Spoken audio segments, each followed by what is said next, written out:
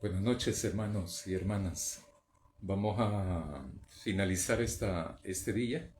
Vamos a finalizar con el capítulo número 9. Quiero invitarles a que tengamos una oración para poder dar inicio al devocional de ahora. Oremos. Querido Dios, queremos agradecerte tu presencia, pero también tu acompañamiento durante este día. Queremos agradecerte por lo bueno que has sido con nosotros. Queremos agradecerte por tu presencia también para animarnos y ayudarnos en nuestras diferentes tareas, nuestros diferentes problemas y situaciones que hemos afrontado este día. Queremos suplicarte siempre que nos ayudes a entender tu palabra y para poder responderte de manera más fiel y adecuada. En el nombre de Jesús. Amén. Eh, Ahora quiero hablar sobre dos cosas. La primera es que quiero dar una pequeña orientación sobre o recordatorio del proceso de planificación que hemos llevado y que no ha terminado todavía dentro de la primera iglesia bautista de San Salvador. Hace en el mes de septiembre empezamos a realizar una serie de reuniones que nos llevó a la finalización de escribir, redactar la visión de la iglesia para 2026 y para 2027. La visión es una visión que me parece muy completa, muy significativa y muy pertinente también para esta época, para este tiempo que nos ha tocado vivir. La visión dice, nosotros en diciembre de 2027, como primera iglesia bautista, queremos ser una iglesia bautista, comprometida con el reino de Dios, fraterna y acompañando a sus diferentes sectores que la conforman. Eh, la primera iglesia bautista de San Salvador así es bautista. Y cuando se perfila de que va a seguir siendo bautista, es una toma de postura de que no vamos a hacer otro tipo de iglesia, sino con otra doctrina, con otras confesiones de fe, etcétera, etcétera, etcétera. Por lo tanto, entonces para los hermanos y hermanas que participaron de ese proceso de planificación, para ellos tomaron a bien entonces continuar siendo una iglesia bautista. ¿Por qué es esto significativo? Es significativo porque no solo en El Salvador, sino que también en Centroamérica, América Latina, uno puede encontrar iglesias bautistas pentecostales, bautistas presbiterianas, entonces, y otras más que no se ponen bautista a algo, pero tienen una teología muy diferente que los bautistas históricos. Entonces la primera iglesia bautista se define como una iglesia bautista histórica, ¿verdad? Con sus principios, etcétera, etcétera. Historia, etcétera. Pero además, la primera iglesia bautista en su visión quiere seguir siendo una iglesia comprometida con el reino de Dios. Y ahí hay una apertura a una serie de compromisos con el reino de Dios. Eso implicará por primera vez también de que, en primer lugar, de que uno tiene que definir qué es el reino de Dios. Tiene que saber eso, el reino de Dios. ¿Por qué? Porque eso es fundamental, clave para ser cristiano. Si uno no sabe qué es el reino de Dios, difícilmente vas a comprender qué es ser cristiano y cristiana. Por lo tanto, a mí me parece muy buena esta visión de la iglesia porque dice que va a estar comprometida con el reino de Dios. Eso es significativo, ¿verdad? Pero también es una iglesia fraterna. Vamos a ver eso, ¿verdad? Más adelante en otro proceso, cuál sería la significación de ser fraterna. Una iglesia hermana, fraterna, entre los miembros de la iglesia, entre la iglesia y su comunidad circundante, entre la iglesia y otras iglesias confesantes también, bautistas, cristianas, etc. Y por último, también dice que es, además de ser bautista, comprometida con el reino de Dios, fraterna, va a acompañar a los diferentes sectores que la conforman. Y eso comienza con la identificación de cuáles son los diferentes sectores que conforman la primera iglesia bautista. Eso uno lo tiene que tener, ser conocedor de eso. ¿Cuáles son los sectores que hay en la iglesia? Están los sectores estos, ¿verdad? Intencionalmente no lo menciono, ¿verdad? Pero cada miembro de la iglesia, cada integrante de la iglesia, ya sea miembro pleno, entonces debe de saber cuáles son los sectores de la iglesia. Entonces, es una visión muy buena, muy significativa, y para mi interpretación es una visión muy apegada al Evangelio. Entonces, muy apegada al reino de Dios, en otras palabras. Entonces, eso es lo que eso no quiere decir que antes no lo han hecho. No estoy diciendo eso. Lo que estoy diciendo es que este año la iglesia ha planificado que su visión, ha definido su visión de esa manera. Ser una iglesia bautista, comprometida con el reino de Dios, fraterna y acompañando a los diferentes sectores que la conforman, que conforman la primera iglesia bautista. El próximo jueves voy a hablar de la misión, ¿verdad? Entonces, todas las comisiones van a tener que planificar, y los pastores también van a tener que planificar en esa dirección. ¿Por qué? Porque todos los miembros de la oficialidad de la iglesia, incluyendo los pastores, van a tener que apuntarle para el logro de esa visión. Entonces, por lo tanto, ahí van a estar incluidos todo lo que las comisiones y los pastores realizan. ¿Por qué? Porque lo que queremos llegar a alcanzar esa visión. Y esa visión no ha sido producto de una comisión determinada o de un grupo selecto de hermanos. No. Ha sido un proceso participativo donde todos y todas fueron invitados y llegaron, ¿verdad? Llegaron y participaron. Yo decía el año pasado, en el 2024, en noviembre del 2024, que la iglesia somos todos. La iglesia no es la oficialidad. Eso a veces ocurre y tiene mucho que ver con lo de Apocalipsis, ¿verdad? Esto no es totalmente distinto de lo de Apocalipsis. No es distinto de los evangelios. No es distinto del reino de Dios. Planificar el trabajo es una parte orientativa. ¿Por qué? Porque no podemos hacerlo así, a la deriva, ¿verdad? A ver qué nos depara el destino. Porque en la iglesia no hablamos de destino, ni de la suerte, ¿verdad? Entonces, porque esas son otras cosas seculares, ¿verdad? Que dentro del reino de Dios no es así. No es así. Esto tiene mucha pertenencia con el reino de Dios, con Apocalipsis, pero sobre todas las cosas tiene mucha pertenencia con los evangelios. Planificar el trabajo es un proceso, ha sido un proceso participativo que todavía no ha terminado, ¿verdad?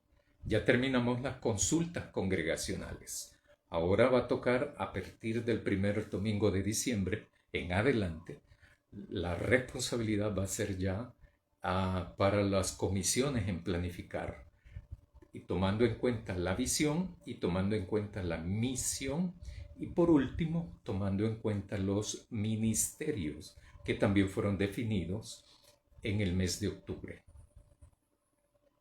Ahora bien, ¿por qué se hace eso?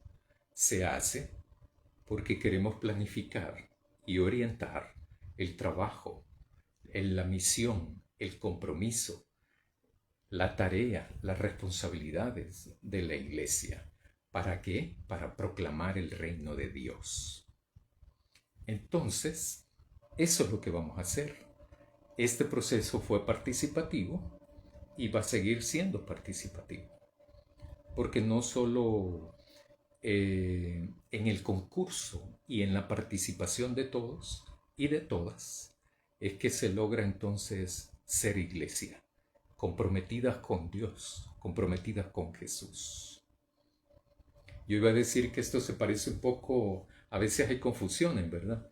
En las comunidades, en cualquier comunidad hay una ADESCO, ya sean comunidades urbanas o comunidades rurales.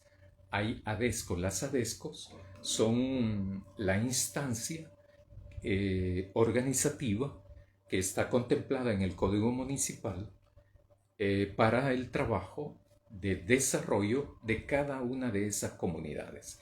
Cada comunidad puede elegir, puede conformar con personería jurídica o no una ADESCO. La ADESCO, popularmente hablando, la gente piensa que la ADESCO es la junta directiva, pero la ADESCO no es la junta directiva. La ADESCO elige una junta directiva, ¿verdad? Entonces a veces dice la gente, vamos a ir a hablar con la ADESCO. No, vamos a ir a hablar con la junta directiva de la ADESCO. La ADESCO es la comunidad. ¿Quiénes conforman la ADESCO? Todos los habitantes de esa comunidad. ¿Quiénes conforman la iglesia? Todos los miembros de esa iglesia. Esos miembros, independientemente de la edad, esos miembros conforman la primera iglesia bautista como miembro pleno. Hay otros miembros que también forman parte de la iglesia. Hay otros miembros, ¿verdad? Por ejemplo, los hijos y las hijas de menores de 18 años, los que no se han bautizado todavía, pues, ¿verdad? Son miembros de la iglesia, son parte de la iglesia, a eso me refiero. Claro, no son miembros plenos porque no han pasado todo el proceso, ¿verdad? Pero forman parte del cuerpo de Cristo. Voy a empezar el capítulo 9 de Apocalipsis con el versículo 1 y luego me voy a detener versículo por versículo a partir del 12. Solo para tener la referencia, porque este es lo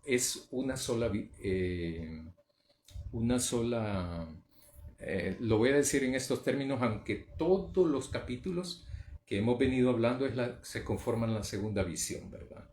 Pero el capítulo 9, acuérdense de que todos estos libros y cartas del Nuevo Testamento, bueno, tampoco el Antiguo, ¿verdad? No tenían capítulos, no tenían versículos, y estaban escritos así sin párrafo, ¿verdad? Todo de corrido así, ¿verdad?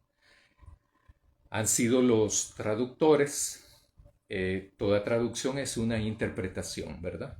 Entonces, todos los traductores de los textos originales les han ido, en un momento determinado de la historia, empezaron a ponerle capítulos, versículos, para facilitarnos, creyeron ellos, facilitarnos la lectura. Aquí debo declarar otra cosa, que hay versiones muy recientes de Biblias que ya no aparece eso de los capítulos, también de los versículos, y aparecen los párrafos, ¿verdad? Es interesante, yo nunca he leído una de esas físicamente, sino solo virtualmente. Y la pueden buscar, solo dan ejemplos gratis, ¿verdad? No hay una versión, al menos yo nunca he encontrado una de esas. Pero resulta sumamente interesante eso. ¿Por qué? Porque uno ya está condicionado por las editoriales de capítulos y versículos. Empiezo con el versículo 1. El quinto ángel tocó la trompeta y vi que una estrella había caído del cielo a la tierra y le fue dada la llave del pozo del abismo. Y abrió el pozo del abismo y subió humo del pozo como el humo de un gran horno. Y fue oscurecido el sol y también el aire por el humo del pozo. Y del humo salieron langostas sobre la tierra. Y les fue dado poder como tienen poder los escorpiones de la tierra. Aquí empieza toda la figura esa, ¿verdad? Que va a seguir repitiéndose en todo lo largo del capítulo 9. Y se les dijo que no hiciesen daño a la hierba de la tierra ni a ninguna cosa verde, ni a ningún árbol, sino solamente a los hombres que no tienen el sello de Dios en sus frentes. Hay dos cosas ahí que no hay que perder de vista. Uno, ¿quién le dijo a las langostas de hacer eso? Eso debe de llamarnos la atención. Una de las primeras preguntas que uno debe de hacer al texto. Acuérdense de que todo pasaje bíblico, texto bíblico, uno tiene que lloverle preguntas al texto. Si no, el texto no va a hablarnos. No va a hablarnos. Si uno lo lee así nomás. Entonces eso significa que esa lectura fue devocional. ¿Es mala? No. Es buena, ¿verdad? Hacer eso, pero devocionalmente. Pero cuando uno está tratando de indagar, averiguar, saber, tiene interés de saber qué le dice Dios a uno, tiene que hacerle preguntas. Si no, no te va a hablar el texto. O sea, no te va a hablar la Biblia. No te va a hablar la Biblia. Lo primero es, ¿quién le dijo a las langostas? ¿Quién le dijo eso? Segunda cosa, ¿verdad? El daño solamente a los hombres que no tienen el sello de Dios en sus frentes.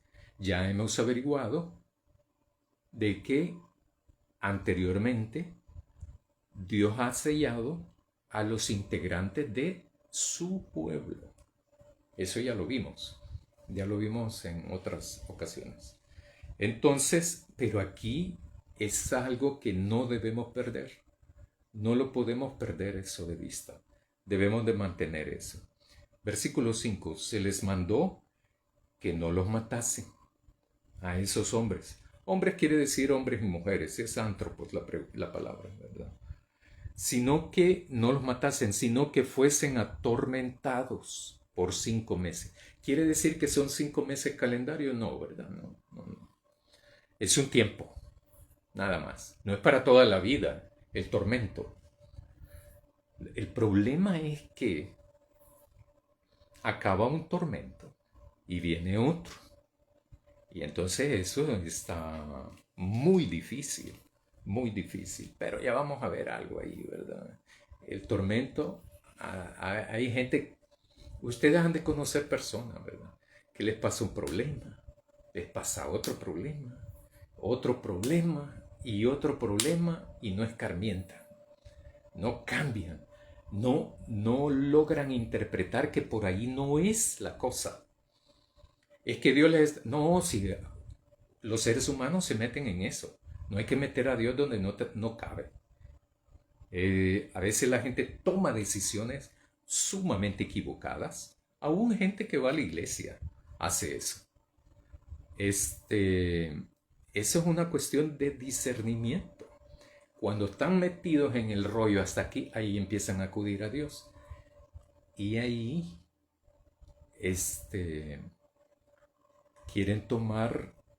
esas personas tienen una visión utilitaria de Dios. A Dios no se le utiliza. Si tienes una visión utilitaria, cámbiala, porque no te va a funcionar, ¿verdad? Ser utilitario de la gente, de los amigos, de la iglesia, de Dios, es sumamente contraproducente. Es antirreino eso de Dios, ¿verdad? Así es que hay que cambiar eso. Versículo 6.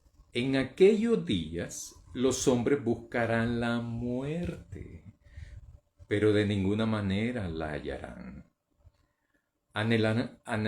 Anhelarán morir y la muerte huirá de ellos. Yo les decía en esa ocasión, el jueves pasado, hace 2 jueves, les decía yo, siempre hemos creído de que la muerte anda con uno. Bueno, la verdad es que sí, ¿verdad? Uno anda la vida y la muerte a la vez. Son parte de uno, la vida y la muerte. Eso así es. Este, a veces, una vez, como yo siempre he andado con mochila, incluso en los trabajos anteriores, siempre, toda la vida, siempre he andado en mochila. Y entonces me dijeron una vez, ¿verdad? Y me llamó mucho la atención eso. Vos andas la mochila como uno anda la muerte, me dijo. ¿Cómo? En la espalda, me dice. Entonces me llamó la atención eso siempre, ¿verdad? A veces cuando me pongo la mochila me acuerdo de eso. Siempre hemos dicho, nos dicen comúnmente, ¿verdad? Hay que escaparse de la muerte, hay que huir de la muerte, hay que hacer todo lo posible para evitar morir, ¿verdad? Pero aquí es todo lo contrario. Han llegado a un punto de deterioro de valores, de creencias, de actitudes, de verdad, sumamente pecaminosas y ahorita están afrontando las consecuencias de sus propios errores y entonces ellos buscan la muerte. ¿Quién? La gente la busca. Y la muerte, figuradamente hablando, ¿verdad? La muerte huye de ellos y ellos andan buscando la muerte. O sea, andan buscando morir, pero no pueden morirse. No se escapa nadie. Nadie nos vamos a escapar, ¿verdad? Entonces, versículo 7, el aspecto de las langostas era semejante, no es que eran, semejante a caballos equipados para la guerra. Sobre sus cabezas tenían como coronas, semejantes al oro, y sus caras eran como caras de hombres. Tenían cabello como cabello de mujeres, y sus dientes eran como dientes de leones. Es toda una figura terrorífica, ¿verdad? Da miedo verlos. Ese era el propósito, pues, de que la cuestión es que no es para reírse uno, ¿verdad? Para morirse del chiste. Cuando uno diga, ah, no, esas langostas a mí me hacen los mandados, ¿verdad? Y toda la cuestión. No, no, no. Y yo les contaba que hace 15 días también, que cuando estaba estudiando este pasaje, solo recordé esas partes, ¿verdad? De que yo les decía cuando vienen 10 helicópteros, 15 helicópteros, ¿verdad? El sonido que hacen. Es terrorífico, es una cosa interesante, ¿verdad? Versículo 9. Tenían corazas como corazas de hierro. El estruendo de sus alas era como el ruido de carros que con muchos caballos corren a la batalla. Tienen colas semejantes a los escorpiones y aguijones. A veces cuando he estado en la calle va pasando un tráiler y que apartan todo, detienen todo el tráfico porque van transportando maquinaria sumamente pesada con 2 tráilers cargando toda una máquina. Cuando uno está y está viendo eso, vibra la tierra, ¿verdad?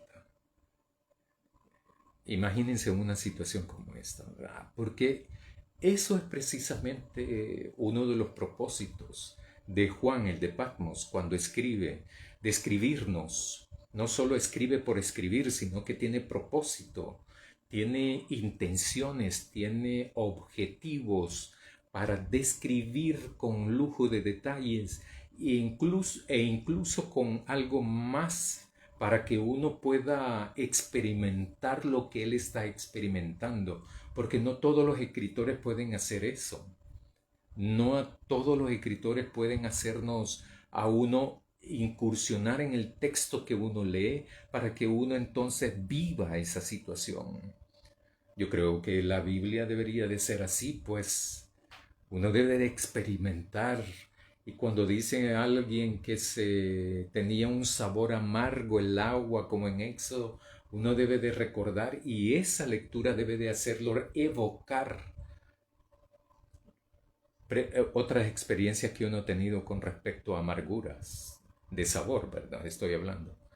Eh, es interesante eso. Juan el de Patmos, eso es lo que está queriendo hacer desde el inicio. Nos está queriendo hacer que nosotros no solo que nos imaginemos, pero también que experimentemos lo que él experimentó en ese momento. Pero es difícil para los escritores hacer eso, ¿verdad? Tienen colas semejantes a las de los escorpiones y aguijones, y en sus colas está poder para hacer daño a los hombres durante 5 meses. Vuelve a decir 5 meses, ¿verdad? Tanto en el versículo 5 como en este versículo 10. Por un tiempo determinado. Van a atormentar a los seres humanos. Los van a hacer sufrir a los seres humanos.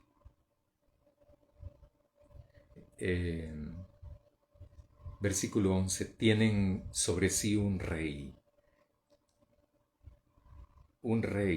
el ángel del abismo, cuyo nombre en hebreo es Abadón, y en griego tiene por nombre Apolión, que quiere decir destructor, exterminador. El rey de estos que están haciendo eso. El primer ay ha pasado. He aquí vienen aún 2 ayes después de esto. Versículo 12. Juan dice, el primer lamento, la primera experiencia de sufrimiento, el primer tormento ha pasado, el primer ay ha pasado, pero vienen 2 más. Posible, aquí me voy a imaginar, ¿verdad? Algo, eso no lo dice el texto, yo me lo estoy imaginando. A veces cuando uno pasa una situación difícil, uno puede decir, vaya, por lo menos ya pasamos de esto. Sin embargo, después viene otra, ¿verdad? Después viene otra. Versículo 13, que es el texto ya que es para ahora. El 6º ángel tocó la trompeta. Tocó la trompeta y oí una voz que salía de los 4 cuernos del altar de oro que estaba delante de Dios, diciendo al 6º ángel que tenía la trompeta, desata a los 4 ángeles que han estado atados junto al gran río Éufrates. Se cree, algunos comentaristas dicen eso, de que el río Éufrates era como una frontera del mundo conquistado, dominado por el Imperio Romano. Pero después de la frontera habían pueblos, habían culturas, habían civilizaciones de hombres, de mujeres, de diferentes edades, con ejércitos también. Y que precisamente son los que le hacen frente al Imperio Romano y lo vencen en ciertas batallas y destruyen también, les causan bajas significativas, y entonces eso hace que el Imperio Romano empiece a tambalear toda su estructura, ¿verdad? El poder del Imperio Romano estaba basado en su maquinaria de guerra. Su seguridad estaba basada en su ejército y también en sus creencias politeístas.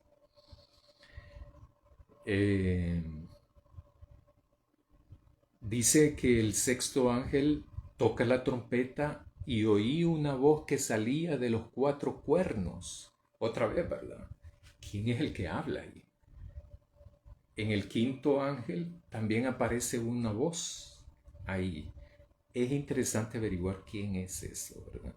¿Quién para ustedes es esa voz, verdad? Pónganse a pensar en eso. Pero esas preguntas también tienen que ver con todo lo demás que hemos visto. No importa si uno no se sabe el texto, ¿verdad? Porque uno no es llamado a aprenderse de memoria los textos bíblicos. Lo importante es que uno los estudie, porque solamente estudiándolo va a extraer de ahí cuál es el mensaje. Desata a los 4 ángeles que han estado atados junto al gran río Éufrates. Entonces la pregunta es, quién ató, amarró, sostuvo, detuvo a estos ángeles, 4 ángeles? Esa es una pregunta muy importante también, ¿verdad? En toda la cosmovisión de el libro Apocalipsis. ¿Quién ató a estos 4 ángeles? ¿Fueron desatados los 4 ángeles? ¿Quién los desató? ¿Verdad? ¿Quién los desató? Fueron desatados los 4 ángeles que habían estado preparados para la hora y día y mes y año para que matasen a la tercera parte de los hombres. En el quinto ángel que tocó la trompeta, solo atormenta a los seres humanos. Pero aquí son exterminados, asesinados, una parte de los seres humanos. Eso es sumamente interesante aquí también, ¿verdad? Eso sí es importante darle mucho pensamiento. Toda la Biblia es así. Uno no puede sacarse una idea descabellada, ¿verdad? O sea, uno no se puede inventar algo, pues. Aquí no son atormentados. Dice que el objetivo de estos 4 ángeles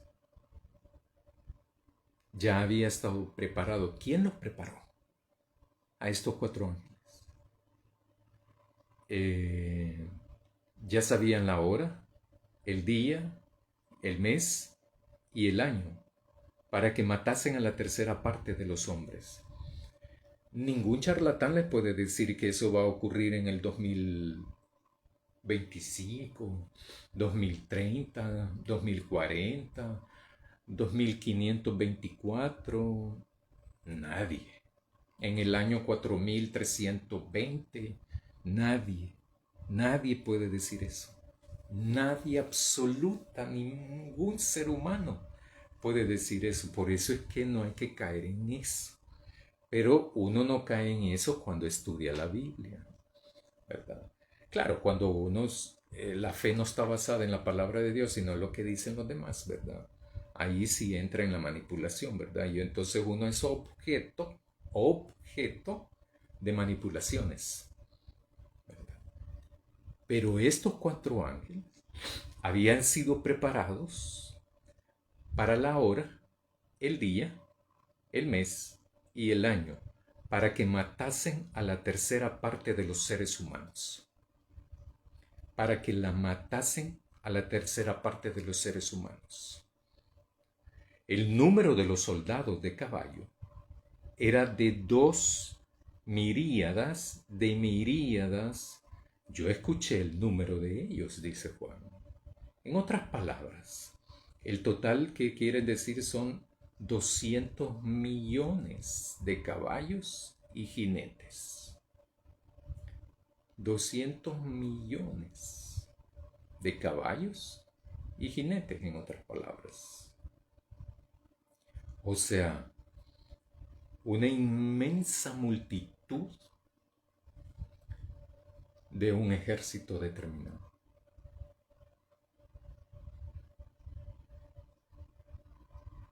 Son estos los ejecutores de la preparación de estos 4 ángeles, ¿verdad? Son estos los 200 millones, mejor voy a hablar así, 200 millones, porque eso de 2 miríadas de miríadas, pues sí, 200 millones. Estos son los ejecutores, los operativos de matar. Versículo 17.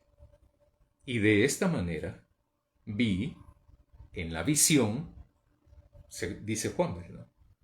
Los caballos, vi en la visión los caballos y a los que cabalgaban en ellos, que tenían corazas color de fuego, de jacinto y de azufre. Los cabezas las cabezas de los caballos eran como cabezas de leones. Las langostas, las langostas tenían dientes como de leones.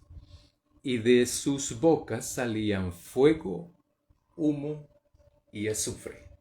De las bocas de los caballos. Es toda una figura.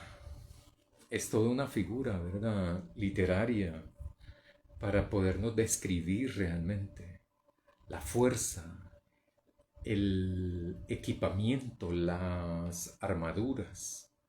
O sea, ellos llegan a exterminar, no a dialogar, no a pedirte tu opinión.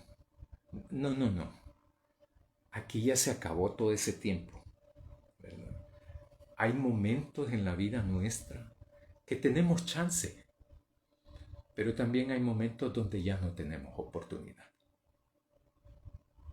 Eso nos pasa. Les ha pasado a través de la historia. Igual que aquí, que hay momentos determinados, no estoy diciendo que eso significa, sino que eso puede ser también, ¿verdad? A la idea que estoy tratando de explicar. No estoy diciendo que los ejércitos son nuestro problema, no, no, no, no estoy diciendo eso. Lo único que estoy diciendo es que para que uno pueda comprender mejor, es que en este momento, si se fijan, los sellados, los miembros del pueblo de Dios, estos no están metidos en esto. A estos no les va a pasar eso, pues, al pueblo de Dios. Aquí mejor hablemos de pueblo de Dios y no pueblo de Dios, ¿verdad? Entonces, el pueblo de Dios no ha experimentado nada de esto. No va a experimentar nada de eso. Ah, no, es que dice la teología. No, no, no, no. Hay que leer el texto, ¿verdad? Los sellados, y eso ya lo vimos aquí, ¿verdad? ¿A quiénes van a atormentar? Los que no tienen el sello de Dios. A eso van a ser atormentados. ¿Y a quiénes van a asesinar? A los que no tienen el sello de Dios. Punto. ¿Qué más explicación quiere uno de eso? ¿Verdad? No hay dónde perderse en eso, ¿verdad? A veces, como hay ciertas personas también que quieren encontrarle rendijas a las leyes de los países, ¿verdad? Para saber dónde meterse ahí y justificar ciertas cosas. Yo tuve el caso en una organización donde trabajé, de que la expareja de una persona, de un hombre, lo demandó en la PGR para la cuota alimenticia. El hombre tenía un buen trabajo, ¿verdad? De cierta fama, ¿verdad? A nivel nacional, de respetable y todo, ¿verdad? Y él puso 3 abogados solo para evadir eso, ¿verdad? Entonces, y buscaban así rendijas, ¿verdad? Para evadir eso. Y la señora no, ¿verdad? Solo tenía uno. Entonces, hay tiempo para la oportunidad. Todos tenemos oportunidades, todos. Todos tenemos oportunidad de leer la Biblia y estudiarla. En la iglesia hay espacios para estudiar la Biblia. Niños, niñas, jóvenes, adultos. Ahí está. ¿Quieren hacerlo? Hay que llegar, ¿verdad? Hay que levantarse temprano, pues, ¿verdad? Pero si no llegan de lunes a sábado, ustedes tienen espacio para hacerlo, ¿verdad? El martes es uno, el jueves es otro, las mujeres la femenil tiene el miércoles, para estudiar la Biblia a las 6 de la tarde. Para estudiar la Biblia también está el lunes, el martes, el viernes y el sábado. Si uno quiere estudiarla, pues, ¿verdad? Todos tenemos, todos los días tenemos. Es que no me queda tiempo. ¿Quién más ocupado que era Jesús? ¿Verdad? Entonces, ese argumento no es aceptable, ¿verdad?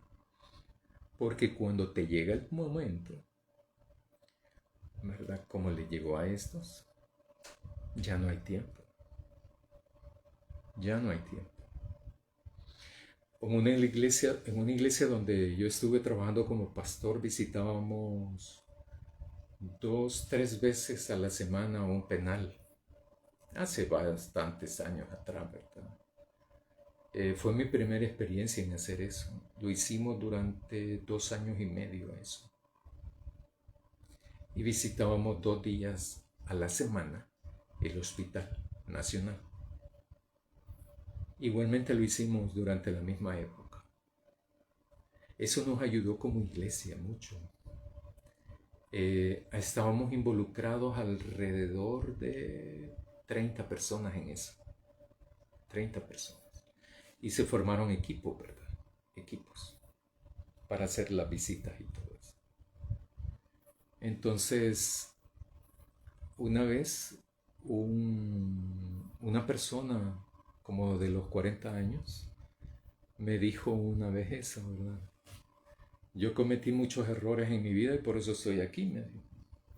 Si le hubiese hecho caso a mi mamá, me dijo. Y me mencionó la iglesia que iba a ella. No era una iglesia bautista. Pero me dijo, si le hubiese hecho caso, me dijo a mi mamá, no estuviera aquí. Y aquí me vengo a dar cuenta que la regué, me dijo. La regué y estoy pagando eso. Entonces, más o menos eso es lo que ocurre aquí. Entonces, en el versículo 18, la tercera parte de los hombres fueron muertos por estas 3 plagas, por el fuego, el humo y el azufre que salían de la boca de los caballos, de esos 200 millones. ¿Es que acaso van a ser 200 millones? Ese detalle es el más irrelevante. Pudiesen haber sido 1000, pudiesen haber sido 10,000, 50,000, no importa. Ese no es el propósito, ¿verdad? Ese es uno de los detalles más periféricos, muy periféricos. Lo central es lo central. Y a eso es lo que estamos apuntando aquí, ¿verdad? La tercera parte de los seres humanos fueron asesinados. No murieron por causas naturales, sino que dice el texto que fueron asesinados. Y dice en el versículo 18, por estas 3 plagas, humo, fuego, azufre, que salían de la boca de los caballos. Versículo 19. O sea, entonces para terminar la idea, ¿verdad? No hay que estar esperando. Mañana voy a estudiar la Biblia. Mañana voy a leer la Biblia. No, mejor la próxima semana. O dentro de un mes. O dentro de... No. O sea, te llegó la oportunidad, te llegó. Y es que la oportunidad no le llega a uno. Uno hace el tiempo. Por ejemplo, cuando a mí me dicen, por ejemplo, es que a mí no me queda tiempo, ¿verdad? ¿Y cuántas horas trabaja? 8 meses, ¿verdad? Ni me digan 10, 12, 15. Uno hace el tiempo. Lo digo porque experiencia. He trabajado eso. 15 horas, 16 horas diarias. Uno está cansado, ¿verdad? Uno se cansa de eso. Pero eso no es justificante, jamás. Para no poder entonces querer conocer algo del reino de Dios. Saber quién es Dios. Saber qué quiere Dios para mí o para usted. Y poderle responder a Dios así como Él me responde a mí o a usted. Entonces, no hay escapatoria. Versículo 19. Pues el poder de los caballos está en sus bocas y en sus colas, porque sus colas son semejantes a serpientes y tienen cabezas con las cuales hieren. Las langostas tenían cola de escorpión. Estos caballos tienen cola de serpiente. Entonces, a mí me resulta interesante, ¿verdad? Leer esto, estudiar esto, ¿verdad? A veces me resulta fascinante, muy intrigoso, sumamente intrigoso, porque la tarea de toda persona, de todo cristiano y cristiana promedio, es querer averiguar todo esto, ¿verdad? Es querer meterse en el texto, es querer saber más de Dios. Uno disfruta eso, pues. Uno se inspira. Uno, cuando lee eso, ¿verdad? Cuando lee la Biblia. Y ahora hay tanta facilidad. En los años 80 que yo estudié eran caros los libros. Ahora uno los puede encontrar gratis en la red. Pero entonces, versículo 20, los demás hombres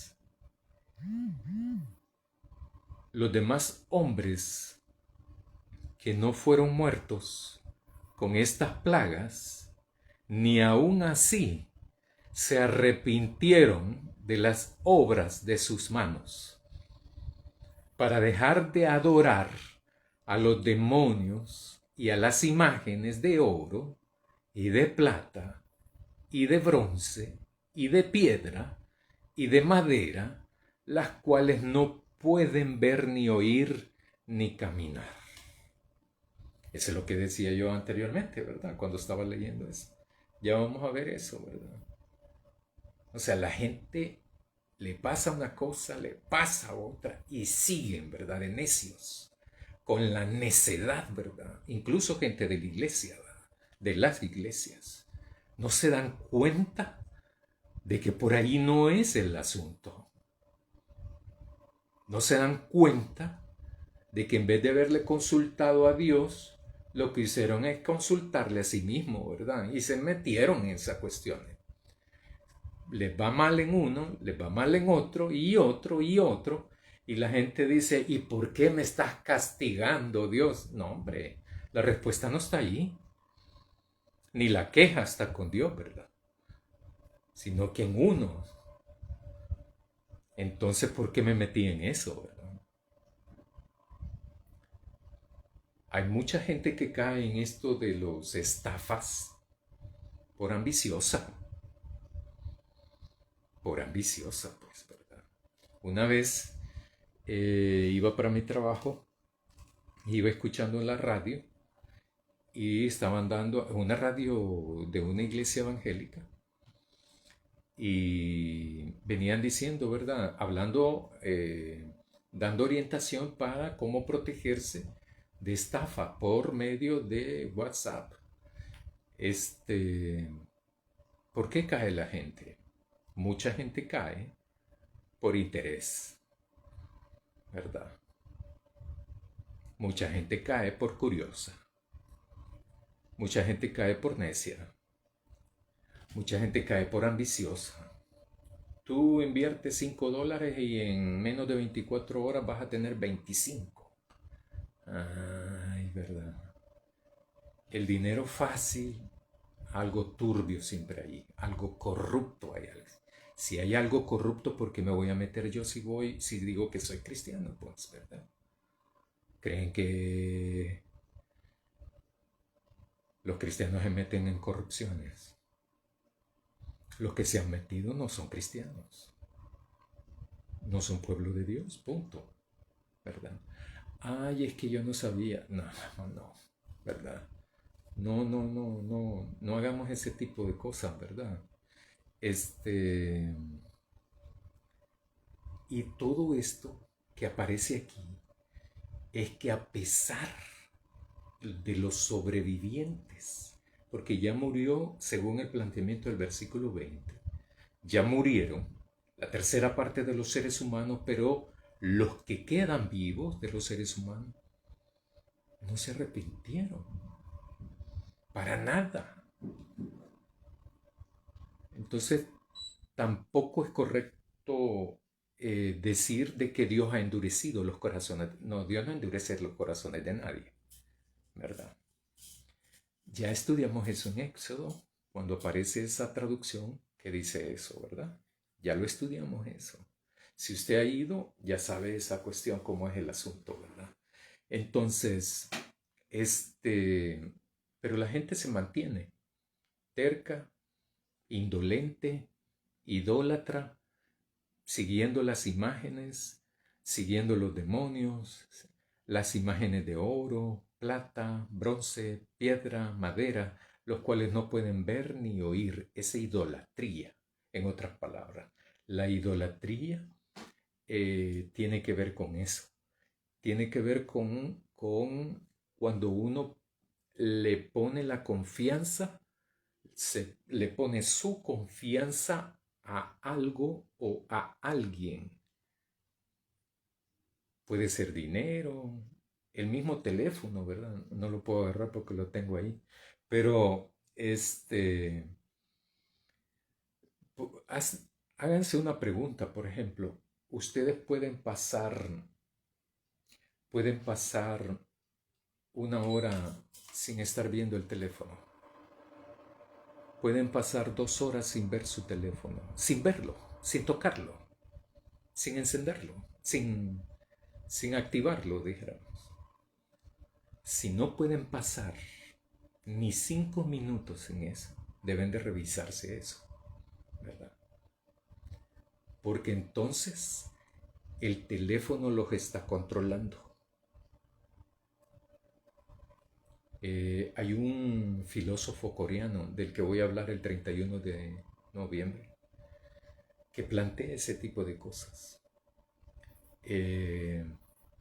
La gente piensa, la gente ha creado los teléfonos, los dispositivos móviles, o teléfonos celulares o teléfonos móviles, ¿verdad? Creyendo que el teléfono es una herramienta, pero a veces nos comportamos como que el ser humano, el dueño del teléfono, es la herramienta del teléfono. Ahí lo voy a explicar el 31 de diciembre. Porque el tema va a ser conectándonos con Dios. Entonces, dice el 21, tampoco se arrepintieron de sus homicidios, ni de sus hechicerías, ni de su inmoralidad sexual, ni de sus robos. O sea, no se arrepintieron de nada, en otras palabras. El capítulo 9, Apocalipsis, trata sobre quién tiene el control aquí, en la vida. Es Dios el que tiene el control. Es Dios el sumo, el que tiene el control de lo que pasa, a pesar de que para nosotros no, a pesar de que no lo veamos, a pesar de que no lo experimentemos. Dios, cuando digo yo que es el que controla, no es el que manipula. Eso es el mal. Los manipuladores son siervos del mal. La gente que calumnia, gente que manipula, eso es pecado. Eso no lo controla Dios. Dios nunca nos llama a ser manipuladores. Nunca Dios va a decir, ni aparece nunca eso. Bienaventurados los manipuladores, ¿verdad? No. Bienaventurados los manipuladores, porque ellos van a ser siervos del mal. Entonces, no en ese sentido. Dios es el Dios de la historia, de la vida y de la historia del ser humano. Dios es el creador de cuanto bueno existe en este mundo. Pero Dios no es el manipulador que hace las guerras, por ejemplo. Dios no manipula a la gente para que cometa homicidios, violaciones sexuales, hechicerías, idolatrías. No. Eso lo hace el mal. Y toda la gente que hace el mal son seguidores de él. son del maligno, del mal, o como de las palabras que aparecen en el Nuevo Testamento también, ¿verdad? Del que controla los espíritus inmundos, de Satanás, el engañador, el manipulador. Entonces, aquí, en el capítulo 9, hay una lucha de Dios por detener todo esto. Tomó la decisión, eso lo he dicho yo anteriormente, toma la decisión y aquí ya estuvo, ya topó, ¿verdad? Hay un hartazgo de Dios ya. Aquí hay un punto final, un suficiente. Se rebalsó el vaso, si lo quieren de esa manera, ¿verdad? Alegórica. Es un basta ya, ¿verdad? Pero aún así, dice Juan, que logró ver en la visión que la gente que cometía toda clase de pecados, en otras palabras, porque alguien me puede decir, yo soy calumniador, pero no soy homicida. No, también va adentro, ¿verdad? O sea, todo lo que significa pecado, ahí está ejemplificado con estos e ilustrado con esta cantidad de seres humanos que no son sellados con el sello de Dios, o sea que no son pueblo de Dios. Los que son pueblo de Dios ya lo vimos anteriormente. Esos están en una fiesta ahí, ¿verdad? Frente a la presencia de Dios, a la par está el Cordero, los 4 seres vivientes con ojos adelante, atrás, etcétera, etcétera. Ya se me acabó el tiempo, pero esos son una fiesta, yo lo mencioné eso, ¿verdad? Si quieren vayan a eso, no me acuerdo qué número es de programa, de devocional, pero eso es una fiesta, es una alegría, un júbilo, ¿verdad? Pero aquí no, es todo lo contrario, la realidad es un sufrimiento constante. Después de un ay de atormentarse, de atormentados, luego viene el otro de donde ya son asesinados, pero solo una parte. Pero los demás viendo eso, en lugar de tomar conciencia, dicen, no, y no se arrepiente. No se arrepiente. La decisión es nuestra de todos los días. O me convierto, o me mantengo fiel a Dios, o estoy en contra de Dios. Todos los días. El ideal es que todos los días optemos por Dios, por su reino, por su pueblo, y hagamos la voluntad de Dios. Porque solamente Dios es el que nos va a salvar de la muerte permanente. Solamente Dios a través del sacrificio de nuestro Señor Jesucristo. Oremos, hermanos. Te agradecemos, Señor, por la oportunidad que tenemos de leer, de estudiar tu palabra, pero sobre todas las cosas, de conocerte y de poder hacer tu voluntad en cada uno de nosotros, en cada familia, en cada vecindario, en cada barrio, en cada comunidad, en cada iglesia. Bendícenos para esa tarea. En el nombre de Jesús. Amén. Buenas noches, hermanos y hermanas.